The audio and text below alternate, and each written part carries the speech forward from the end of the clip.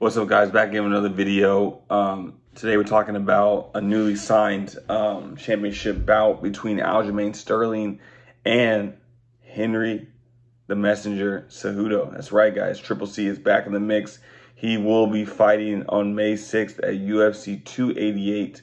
That location is still yet to be determined, but it's official. Triple C is back, so he's back in the mix at bantamweight. And now Aljamain Sterling has a tough test on his hands, right?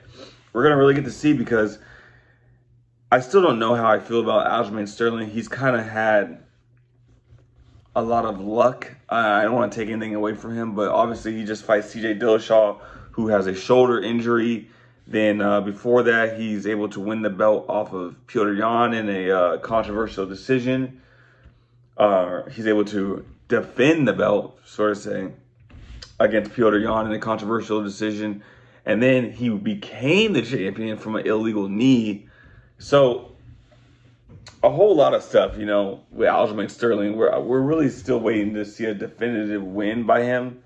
I mean, obviously, was a TJ win definitive? Yeah, but TJ had a hurt shoulder. So I think that now that he's fighting Henry Cejudo, Cejudo is a bad matchup for anyone in that top five of that division, to be honest. Cejudo's a bad matchup for O'Malley.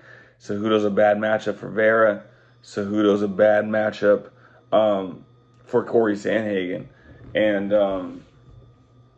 I think if I was a betting man early on for this fight between him and Aljamain Sterling, I would pick Cejudo because of the superior fight IQ and elite wrestling. I think that Cejudo's now at a position now where he's able to take a step back and really analyze mixed martial arts from a coach's perspective and from a knowledge perspective.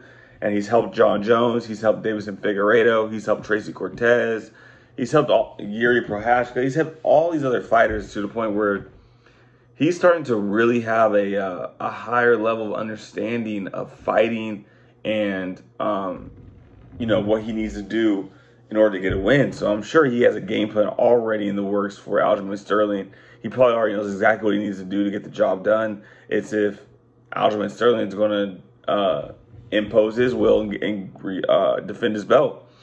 Will he do that? Will he impose his will and defend his belt? Or will Henry Cejudo come out there and take it from him in spectacular fashion?